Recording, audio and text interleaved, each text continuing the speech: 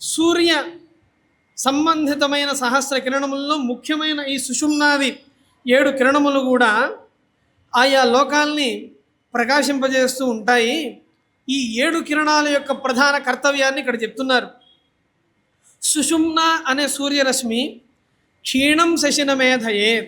సుషుమ్న అనే సూర్యరశ్మి తగ్గిపోయి ఉన్న అనగా క్షీణించిపోయిన చంద్రుణ్ణి వృద్ధి పొందేట్లుగా చేస్తుంది సుషుమ్న అనే సూర్యరశ్మి. ఈ సుషుమ్న అనే సూర్యరశ్మి యొక్క గొప్పతనం ఏంటంటే తిర్యగూర్ధ ప్రచారోసవు. అది అడ్డంగానూ అది ప్రకాశిస్తుంది, నిలువుగాను ప్రకాశిస్తుంది ఆ సుషుమ్న అనే సూర్యరశ్మి. ఇక రెండవదైన హరికేశ అనే పేరు కలిగిన రెండవ రశ్మి, అది నక్షత్రాలన్నింటినీ కూడా అది ప్రకాశింపజేస్తుంది. ఇక మూడవదైన విశ్వవ్యచాహ అనే రశ్మి శుక్రగ్రహ ప్రకాశానికి కారణమవుతూ ఉంటుందిట. ఇక 4వ కిరణమైన సంపద్వసు అనే రశ్మి కుజగ్రహ గమనానికి కారణమవుతుంది. 6వదైన సూర్యరశ్మి దేవతా గురువైన బృహస్పతి గ్రహానికి అది ప్రకాశాన్ని అందజేస్తూ ఉంటుంది.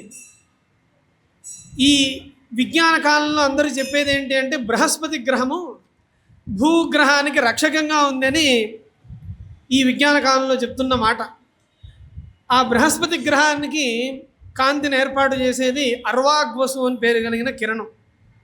ఆ తర్వాత స్వరాట్ అనే ఓ కిరణం శనైశ్వరుణ్ణి ప్రభావితం చేస్తూ ఉంటుంది, శనైశ్వరుణ్ణి వృద్ధి పొందిస్తూ ఉంటుంది. ఆ అర్వాగ్వసు, ఆ స్వరాట్ అనే కిరణం